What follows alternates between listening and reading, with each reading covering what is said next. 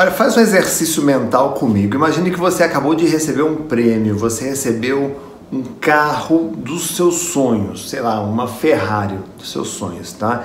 E aí vem um guincho, ele descarrega este carro belíssimo na sua garagem, você olha, você contempla, você começa a imaginar todas as possibilidades que existem para uma pessoa que possui uma Ferrari, tá? Você poder passear, você poder andar, exibir, ostentar para as outras pessoas, enfim, tá?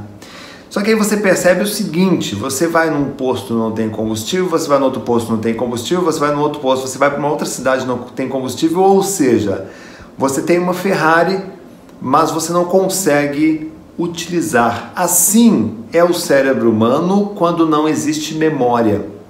Então, o que é a inteligência? A inteligência é a capacidade que o ser humano tem de fazer escolhas. Essas escolhas estão baseadas em algo, em quê? Num banco de dados. Esse banco de dados que nós possuímos, que é o combustível que faz o nosso cérebro funcionar, chama-se memória.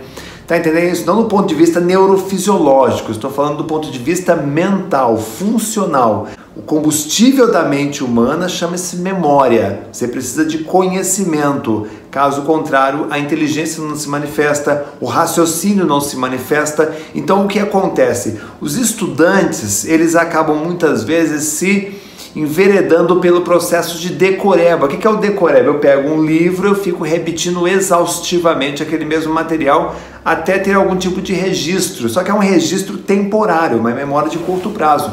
Então a memorização, ela vai se enveredar por um outro caminho, é uma outra estrada que você pega, tá? A memorização é um processo em que você faz a leitura, você recebe essa carga de informações e processa essas informações, você tem a compreensão, o entendimento, e a partir disto você prepara os solos da memória para receber esse conhecimento. É aí que entra a técnica de memorização, entende? A técnica de memorização, ela vai ajudar você a consolidar este conhecimento em memória de longo prazo. Por isso que já foram feitos estudos que comprovaram que o melhor estudante não é o mais inteligente ou o menos inteligente, é o que tem a melhor memória, é o que consegue lembrar de mais dados. Por quê?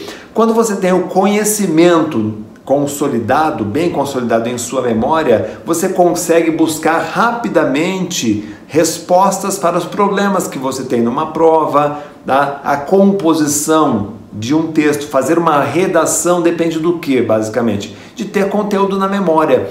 Então é importante que você, estudante, se atente a isto. A tua memória é a tua grande companheira nos estudos. Você fortalece a sua memória para que ela consiga absorver todo o conhecimento que você tem que saber para ir bem numa prova. Entenda, você pode fazer o melhor cursinho preparatório do mundo. Se você não tiver uma memória forte, capaz de consolidar esse conhecimento, todo o seu dinheiro, todo o seu tempo, toda a sua energia será desperdiçada. Vou passar para você aqui um vídeo do Olavo de Carvalho, onde ele fala um pouco mais sobre a importância da memória e como que funciona a memorização em outros países, porque se eu falar também fica um pouco suspeito. Então, vou deixar uma outra pessoa que é autoridade em educação falar um pouco sobre memória, só para você entender como é que funciona esse processo em outros países. Vamos dar uma olhadinha no vídeo. Porque já dizia Dante, a gramática é a construção material da língua, tá certo? Então, se você não sabe todos os fonemas, todas as letras, etc., você nunca vai ser nada, tá certo? Então, você vê, por que os chineses, os meninos chineses, são os melhores alunos de qualquer lugar do mundo que eles vão? Por quê? Porque, por exemplo, falar chinês, ele primeiro tem que decorar 5.000 caracteres, senão ele não fala, né? Então, essa atividade, memória, é fundamental nos primeiros anos. Agora o pessoal não pode ter decoreba. Mas se é decoreba, eles não têm sobre o que pensar, meu Deus do céu, né? Então fica pensando no vazio. E o pessoal se acostuma com isso, vicia nisso, vicia em não entender. Então, se ele não entende, ele diz apenas o que ele sente, o que se passa na imaginação dele, e acredita que aquilo é o mundo. Então, assim, formou uma legião de imbecis. Então, temos que voltar atrás, vamos ensinar as pessoas os fonemas, um por um, até elas aprenderem, e depois eles começam a aprender outra coisa. Você vê os meus netinhos aqui, o Jack, ele faz um curso, está com 4 anos, faz um curso que chama-se Classical Conversation. Ele decora assim, todas as capitais dos países do mundo, todos os presidentes dos Estados Unidos, a lista dos papas, a sucessão dos impérios. Ele tem tudo isso na memória. Ele, aos 4 anos, tem mais cultura que qualquer professor universitário do Brasil. É isso que precisa fazer. Então, no começo, assim, preencher a memória. Leibniz foi o homem mais inteligente do Ocidente. Ele disse o seguinte: o sujeito que tivesse visto mais figurinhas seria o mais culto de todos.